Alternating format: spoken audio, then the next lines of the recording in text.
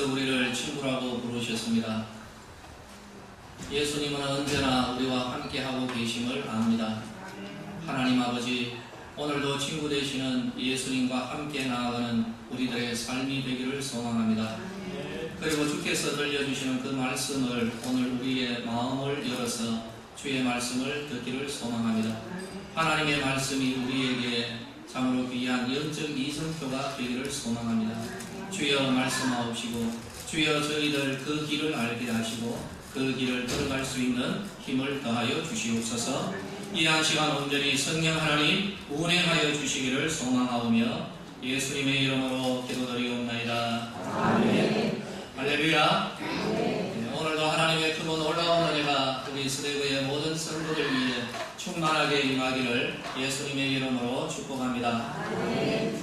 소설가 이문열 씨가 썼던 1979년도의 작품이죠. 사람의 아들.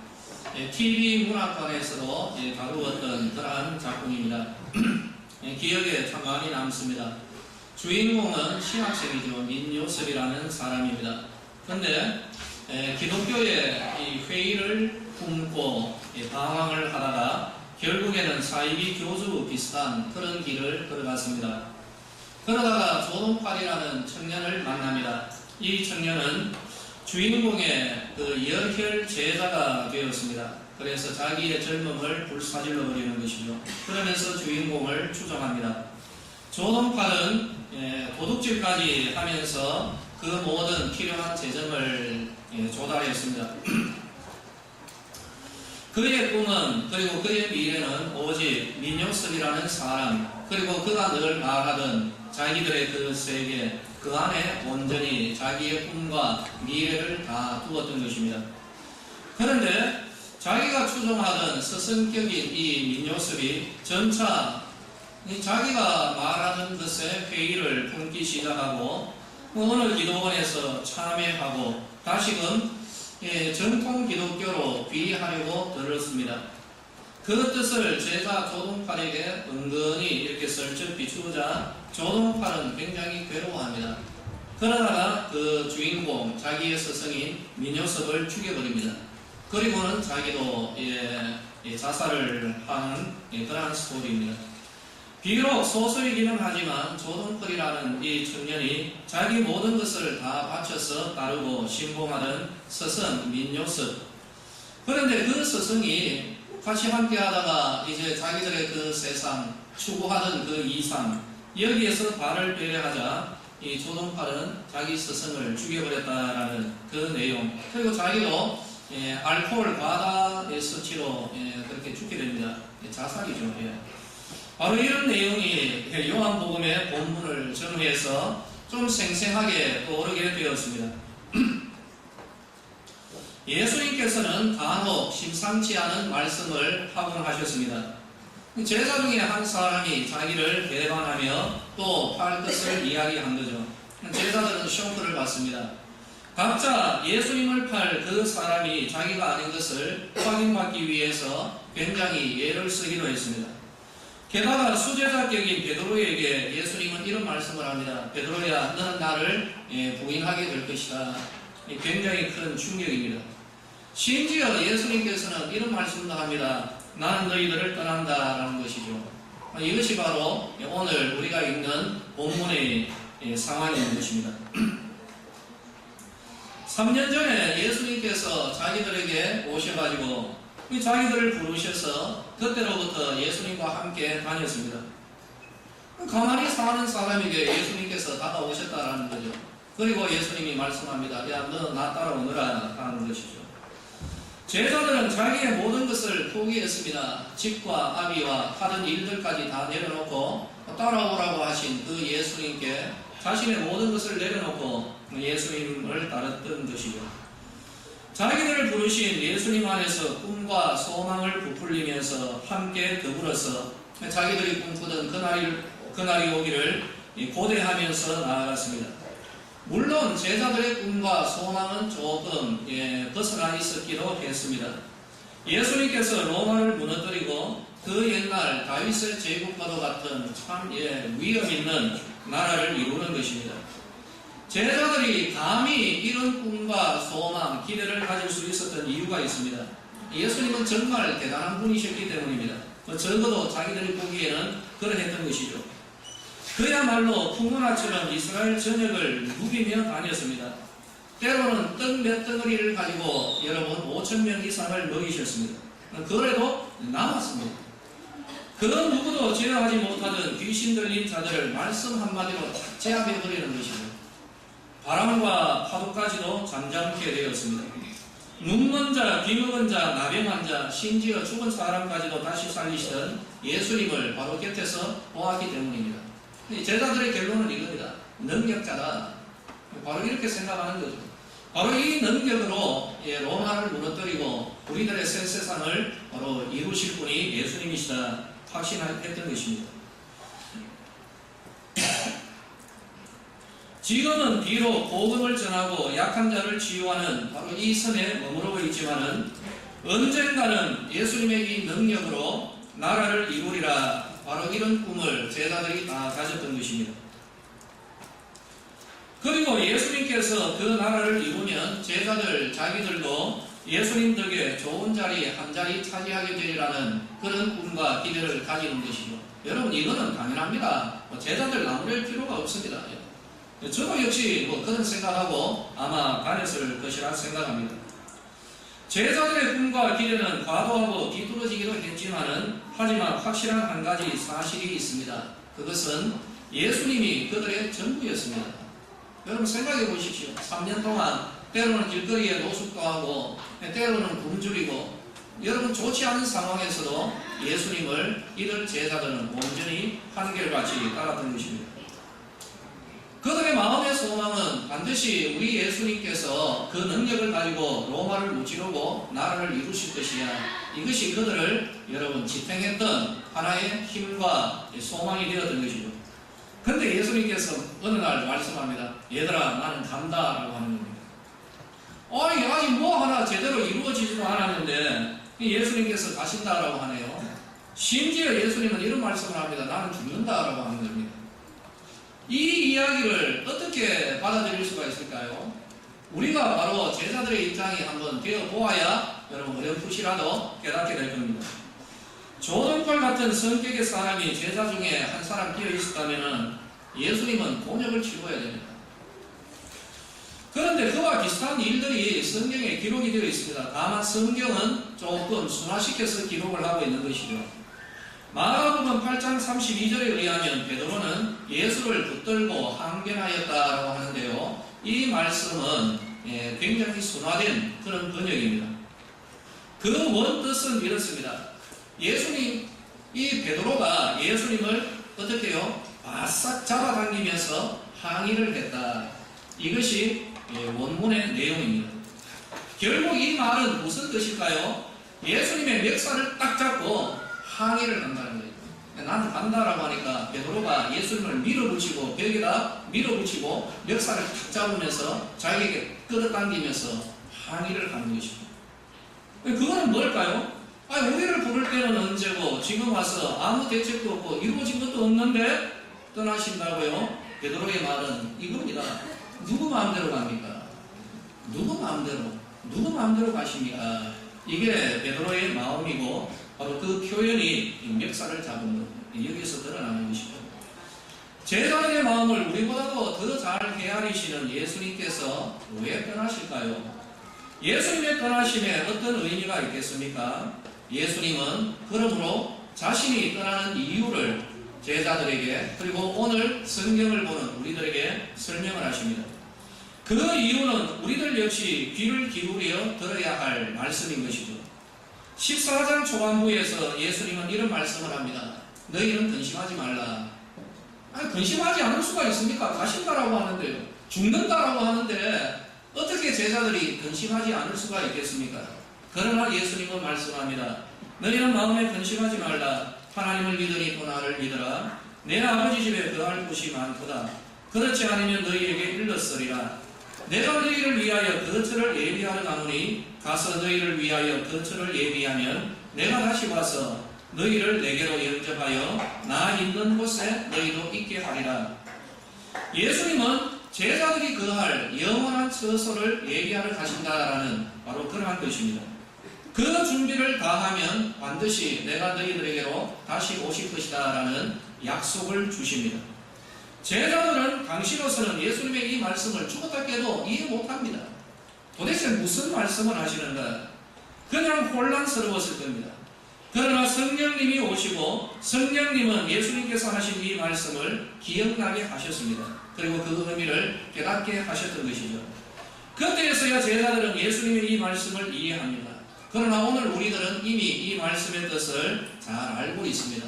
예수님이 떠나시는 이유는 우리들을 위한 영원한 거처를 마련하신다는 것이고, 그리고 그 거처가 다 준비가 되어지면 오늘 우리들에게 다시 오신다라는 바로 그런 약속이 주어져 있는 것입니다. 그러면서 예수님은 제자들에게 예수님 자신이 하시던 그 일을 제자들에게 위탁을 하십니다. 예수님은 떠나도 예수님이 하시던 그 일, 사랑과 생명의 사역은 지속이 되어야 되는 것이죠. 그래서 오늘 읽은 본문 12절, 내가 진실로 진실로 너희에게 이르노니 나를 믿는 자는 내가 하는 일을 그도 할 것이요 그리고 또한 그보다 큰 일도 하리니 너는 내가 아버지께로 가니라. 예수님이 이런 설명을 주시고 약속을 주십니다. 요한복음에 진실로 진실로라는 그런 문장이 25번 나옵니다. 창세기로부터 요한계시록에 이르기까지 요한복음을 제외하고는 이 말씀은 나오지 않습니다. 그냥 요한복음에만 쓰여진 참 독특한, 그리고 예수님의 그 간절함이 묻어있는 그러한 말씀인 것이죠. 자, 이처럼 진실로 진실로 내가 너희에게 이르노니, 예수님이 그렇게 간절하게 전달하고자 하는 내용은 무엇일까요? 예수님은 이제 성부 하나님께로 가시게 됩니다. 제자들을 떠나게 되니까 결국에는 너희들이 이제는 내가 하는 일을 바톤을 받아야 된다는 바로 그 핵심인 것이죠. 심지어 내가 한 것보다 너희들은 나보다도 더 큰 일을 너희들이 하게 될 것이다 라고 예수님은 말씀합니다. 예수님이 하시는 그 일을 이 세상에서 누군가는 계속해야 되는데 바로 그것은 바로 주의 백성들, 성도들이 하게 될 것이라고 예수님은 말씀합니다. 그러므로 예수님은 바로 이런 흐름에서 예수님이 하시는 그 일을 우리에게, 제자들에게 위탁하시면서 두 가지의 큰 은혜를 약속해 주셨습니다. 그것은 바로 기도와 성령님이십니다. 예수님은 자기의 일을 제자들에게 그냥 맡기지만은 않았습니다. 야, 앞으로 잘해봐라 라고 그렇게 하고 떠나지는 않았죠. 약속을 주신 것이죠. 그한 20여 년 전 일입니다. 제 조카들 가운데 조카들이 참 많습니다. 대학교 신입생 때인데요, 오리엔테이션을 하고 하면은 선배들이 좀 이렇게 좀 뭐라 그럴까요? 교육을, 음한 교육을 좀 시켰죠. 요즘에는 이러한 것들이 사라지고 있습니다만은 한 20년 전은 그렇지 않았습니다.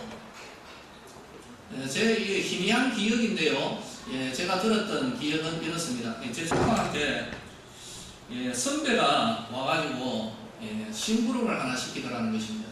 돈 500원을 주면서, 야, 너 가서 담배하고 맥주 몇 병 사가지고 와. 이러는 돈 500원. 그 당시 담배 가격이 그래도 한 500원 이상, 한 1000원, 2000원 할 때, 맥주도 한 1000원 이상 그래요. 하여튼 그때로 생각이 듭니다. 근데 돈 500원짜리 동전 하나 주면서 가서 담배 한 대 가고, 그리고 맥주 몇 병 사가지고 와. 조카한테 시킨 거죠. 500원짜리 들고 할 수 있습니까? 서점이 아니고 매점으로 가야 되죠.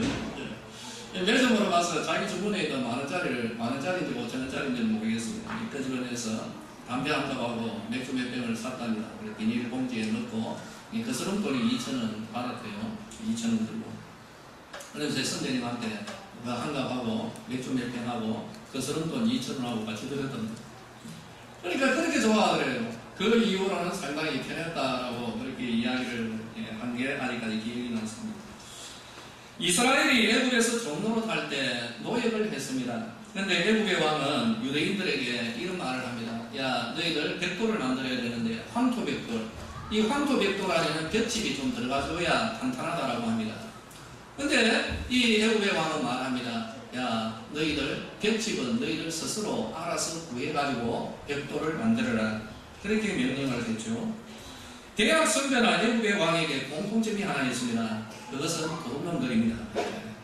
바로 그때에 당장 입을 열어가지고 도둑이라는 말을 하지는 못할 것입니다. 그러나 언젠가는 그러한 일들이 일어났기 때문에 언젠가는 역사가 여기에 대하여서 고발을 하게 되는 것입니다. 참 그 사람 참 나쁘다, 이런 평가를 하게 되는 것입니다. 자, 여러분, 이제 예수님께서 2000년 전에 제자들을 떠나십니다. 떠나는 이유는 설명이 되었습니다. 그리고 제자들에게 무엇인가 일을 위탁합니다. 그리고 예수님께서 너희들 알아서 잘 할 줄로 내가 믿는다, 열심히 해라, 그냥 가버리면은 여러분, 예수님이 과연 예수님이 될 수 있을까? 제 개인적 생각의 차원에서 거치지 않을 그런 결과는 뻔합니다. 제자들은 예수님의 일을 감당하지도 못하고 얼마 되지 않아서 다 뿔뿔이 흩어져 버렸을 것입니다. 그렇기 때문에 예수님은 바로 이 대목에서 제자들에게 약속을 주시는 것이죠. 13절과 14절, 너희가 내 이름으로 무엇을 구하든지 내가 행하리니 이는 아버지로 하여금 아들로 말미암아 영광을 받으시게 하려 함이라. 내 이름으로 무엇이든지 내게 구하면 내가 행하리라. 여기에서 드디어 위대한 약속이 오늘 우리 성도들에게 주어지고 있는 것입니다. 무엇을 구하든지. 여러분, 다시 한번 여러분의 영혼을 일깨워 드릴까요? 무엇을. 여기에서 무엇은 무엇일까요? 그 어떤 것이든지, 무엇을 구하든지, 예수님의 이름으로 무엇을 구하든지 구하면 내가 너희에게, 나의 이름으로 너희에게 시행할 것이다. 할렐루야. 예수님께서 주신 약속입니다. 예수님의 일과 기도의 관계라는 것이죠. 무엇이든지 구하라. 그 약속은 예수님의 그 하시는 일의 영역 안에 있는 것입니다. 바로 여기에서 이 위대한 기도의 약속이 꽃 피워지고 열매 맺어졌던 그러한 것입니다. 여러분, 오늘도 아침에 식사하시고 오셨으리라 생각합니다. 보면 그죠? 밥솥에 밥을 해가지고 그래서 이렇게 주걱으로 밥그릇에 담아서 보면은요, 때로는 그 참에 밥알들이 뭐라 그럴까요? 기름이 쫙 흐르고 참에 먹음직스럽게 그렇게 보입니다. 그런데 그 밥풀이 숟가락이나 밥공기에 있지 않고 사람이 뺨이나 그러죠. 입술 위에 하나 이렇게 붙어 있으면은 그거 진짜 보기에 아주 민망할 것입니다. 오늘 점심 드실 때 조심하시길 바랍니다. 이런데 하나 간혹가다 이런데 하나 붙여 다니는 분들이 계시더라고요. 저도 간혹가다 보면 저는 위쪽에는 잘 안 붙는데 아래쪽에 이렇게 한 번씩 그것도 이렇게 좀 이렇게 피부가 민감하고 이럴 때는 표가 뭔가 이렇게 간질간질한 표가 나는데요. 연세 드신 분들은 이게 조금 둔감합니다. 그래서 이게 붙어 있어도 모르고 이렇게 하는 거예요. 그럼 그 밥풀이 보기에 좋습니까? 아니죠. 그런데 이 밥풀이 밥그릇에 있을 때는 얼마나 좋습니까? 밥숟가락에 있을 때는 참 귀하죠. 있어야 할 자리에 있지 아니하고 엉뚱한데 위치탑에 해버리면은 이거 참 보기에 민망한 그런 존재가 되어버리는 것입니다. 우리의 기도는 하나님 은혜요, 하나님의 능력이요, 기도가 답입니다. 오늘 이 주신 말씀 우리가 아무데나 우리의 이익에 맞추어서 사용하는 것은 곤란합니다. 이 약속이 우리에게 주어진 배경을 알아야 됩니다. 예수님께서 어떤 영역에서 어떤 흐름에서 우리에게 이 은혜를 베풀어 주셨습니까? 예수님이 떠나십니다. 그런데 예수님이 하시던 일, 그 일은 지속이 되어야 됩니다. 예수님이 다시 오시는 그날까지 바로 지속이 되어야 합니다. 그러나 제자들은, 오늘 우리들은 연약합니다. 그래서 예수님은 이 부족과 무능력을 온전히 보완하는 그 길을 우리에게 열어주신 것입니다. 그것이 바로 기도라는 것이죠. 예수님의 이름으로 드리는 기도는 예수님의 이름으로 반드시 응답됩니다. 할렐루야. 이것을 우리는 믿어야 하는 것이죠. 무엇이든지 우리는 구할 수 있는 믿음의 담대함을 가져야 되고, 무엇이든지 구하여서 응답받는 바로 기도의 능력을 우리가 체험을 해야 되는 것입니다. 저는 이것을 믿습니다. 우리는 이 약속을 내 입맛에 맞게 요리하려고 들어서는 곤란합니다. 주님께서 이 약속을 주신 것은 예수님이 하시던 그 일인 것이죠. 그리고 그 일을 우리가 감당하며 나아갈 때에 필요한 것은 무엇이든지 주님께 구할 때 무엇이든지 내가 행하리라. 바로 이것이 우리에게 주어져 있는 주님의 약속인 줄로 믿으시기를 예수님의 이름으로 축원합니다. 앞으로는 바꾸는 수 있어요. 주님이 오늘 주신 이 기도의 약속은 사랑하는 성도들이 예수님의 그 여기에 주의 이름으로 쓰여져야 하는 것입니다. 예수님은 또 약속하신 것이 있습니다. 성령님이죠. 또 다른 보혜사를 내가 너희에게 보내주리라. 그래서 예수님이 떠나는 것이 도리어 우리에게 유익하다고 말씀하셨습니다. 왜 그렇습니까? 성령님께서 오셔서 우리의 조력자가 되시고 우리를 변화하는 분이 되시고 상담을 해주시고 때로는 위로하시고 때로는 우리의 친구가 되어 주신 것입니다. 우리는 이것을 알아야 됩니다. 그리고 그 성령님을 우리가 느껴야 됩니다. 하나님이 지금 나와 함께하고 계심을 우리는 알아야 되는 것입니다. 그래도 예수님을 좋아하시는 분은 이런 말씀을 합니다. 목사님, 성령님 계시는 것은 제가 알겠는데요. 그래도 예수님하고 있는 게 훨씬 더 낫습니다. 저도 그런 생각이 들거든요. 그래서 한번 묵상을 한번 해봤습니다. 그래서 하나님과 함께 대면하여서 말씀도 나누곤 했던 모세, 그리고 예수님의 수제자 베드로, 제가 상상으로, 여러분 상상은 없는 것을 하는 것이 아니라 이 어떤 바탕 위에서, 토대 위에서 제가 생각을 하는 거거든요. 그래서 성경의 토대 위에서 모세하고 베드로하고 제가 한번 제 상상 속에서 대화를 한번 나눠봤습니다. 그래서 모세에게 이런 말을 제가 상상 속에서 하죠. 모세 선배님 좋았겠습니다. 선배님을 원하면 하나님 만나고 그렇게 했지 않습니까?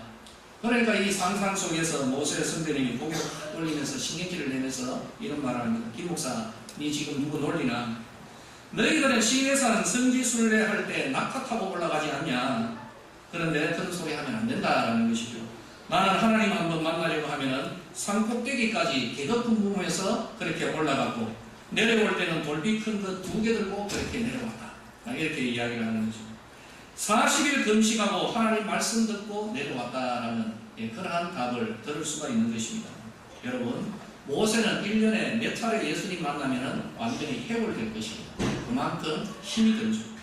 베드로 선배에게로 한번 넘어가 볼까요? 제가 베드로 선배에게 이런 질문을 던진다라고 한번 생각을 하겠습니다. 선배님, 예수님과 3년 동안 지내니까 얼마나 좋았겠습니까? 정말 부럽습니다. 성질 급한 베드로 또 팔 걷어붙이면서 이런 말을 할 것입니다. 김 목사, 그따위 소리 하지 마라.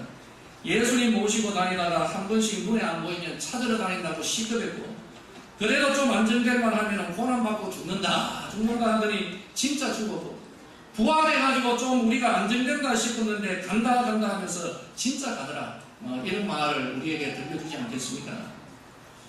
사랑하는 성도들이여, 우리들의 시대 예수님이 계시는 그보다 성령님께서 우리와 함께하는 것, 이것이 우리에게 더 큰 유익이 되는 줄로 믿으시기를 바랍니다.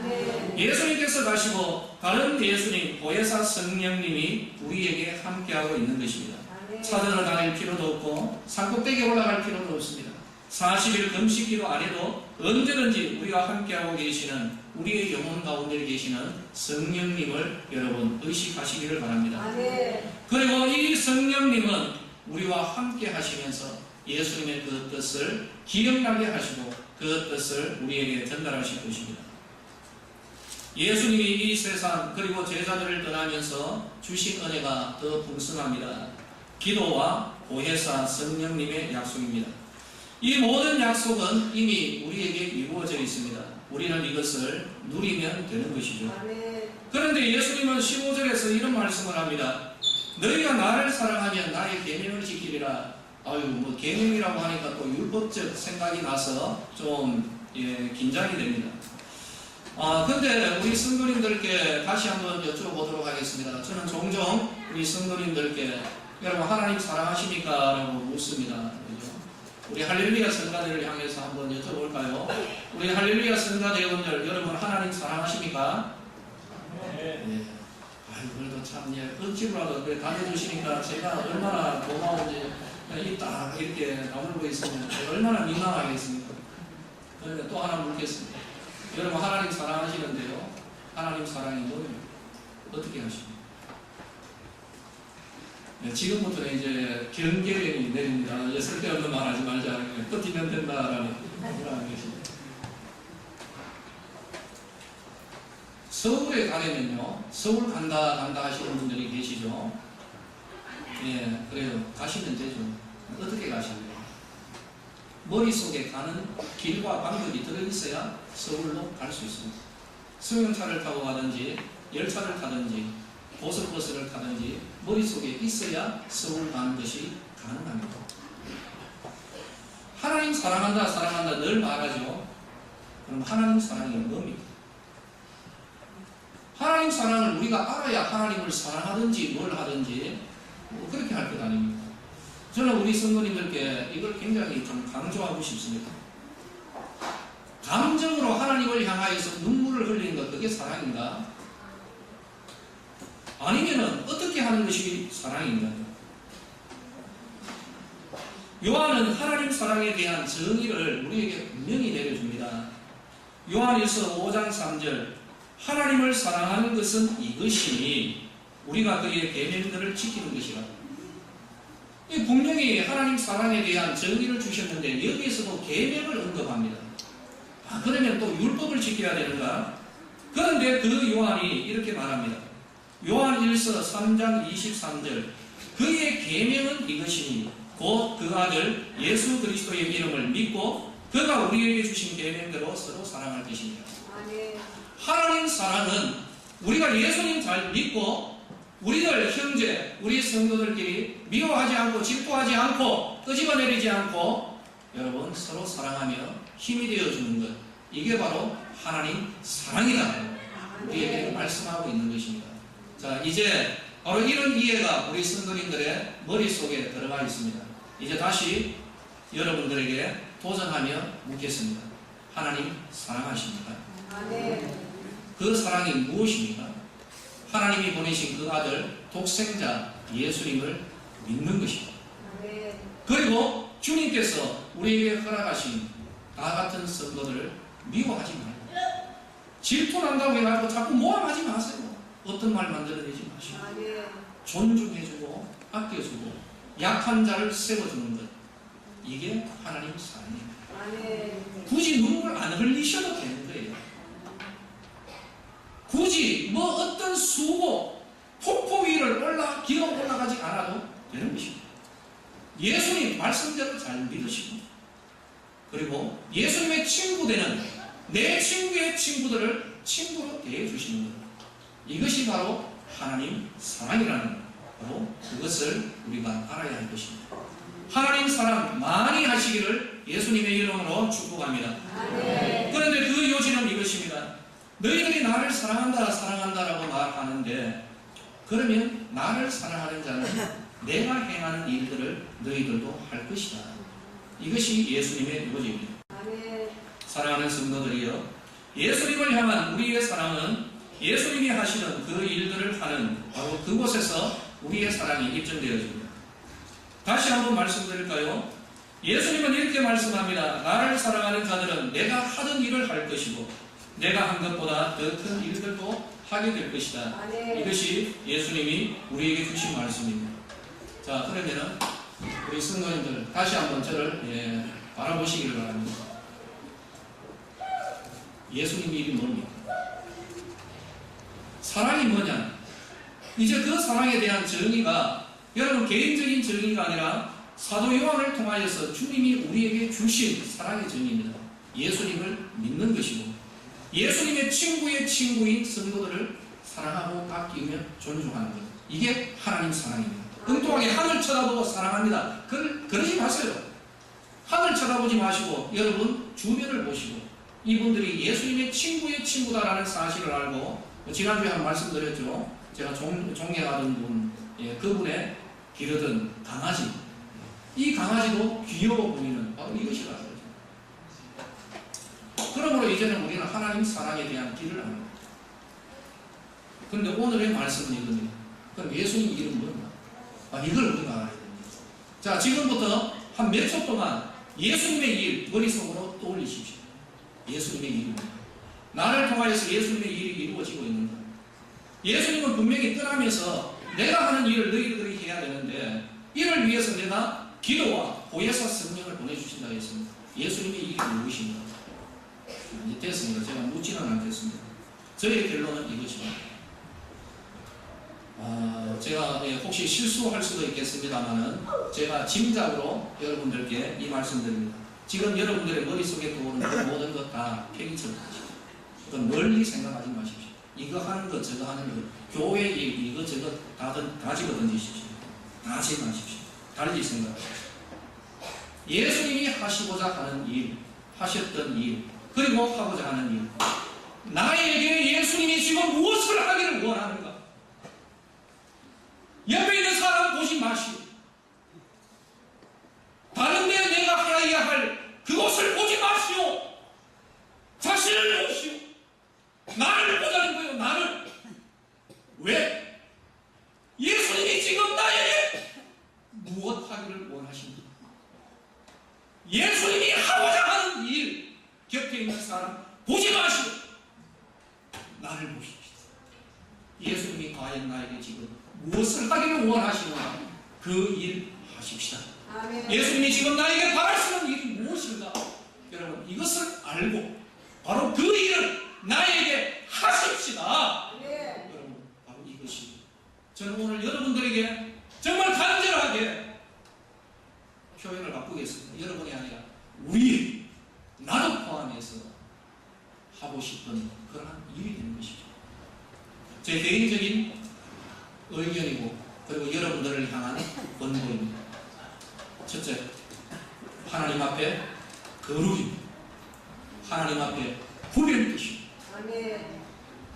두 번째, 하나님 은혜 가운데 주님께서 말씀하신 은혜의 이 복된 길을 여러분 주변으로 여러분 흘려보내는 넘쳐흐르는 성령 충만함, 이것을 우리가 구하여야 할 것입니다. 다른 많은 것 이 시간에 여러분들에게 부담으로 드리지는 않겠습니다. 오늘의 결론입니다. 옆으로 보지 마시오. 예수님이 하고자 하는 그 일, 다른 어떤 곳에서 찾는 것이 아니라 이 시간 예수님께서 나에게 하고자 하는 그 일이 무엇인가? 거룩입니다. 하나님 앞에 거룩하시오. 그리고 성령의 충만한 은혜를 구하십시다.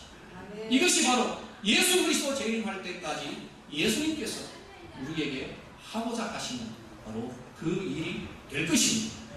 바로 여기에 이것이 우리의 기도의 제목이 되어야 하고 이를 위하여 하나님 앞에 간구하며 나아갈 때 하나님이 우리를 이 세상 가운데서 거룩하게 구별하실 것입니다. 바로 그 성령 가운데 성령님 역사하시는 은혜의 역사가 일어나게 될 것입니다. 예수님이 하시던 그 일이 내 가운데 본능으로 일어나게 되기를 예수님의 이름으로 축복합니다. 기도하겠습니다. 예수님이 하시던 그 일 지속이 되어야 되겠습니다. 아버지여, 예수님이 하시던 일을 내가 하려고 할 때 우리는 거의 대부분 내가 아닌 바깥으로 눈을 돌려버렸습니다. 이것을 하고 저것을 하고 그리고 주변에 있는 사람들을 보았는데 그러나 예수님이 바라보실 때 예수님이 하고자 하셨던 그 일은 언제나 나에게 초점이 맞추어져 있었음을 고백합니다. 오늘 이 진리를 깨닫게 하시고 예수님이 나에게 하고자 하시는 그 일을 깨닫게 하시고 아버지 하나님 앞에 참으로 이 귀하고 복된 일 하나님 앞에서의 거룩과 성령의 충만함을 구하는 주의 백성들이 되게 하여 주시옵소서. 예수님의 이름으로 기도드립니다. 아멘.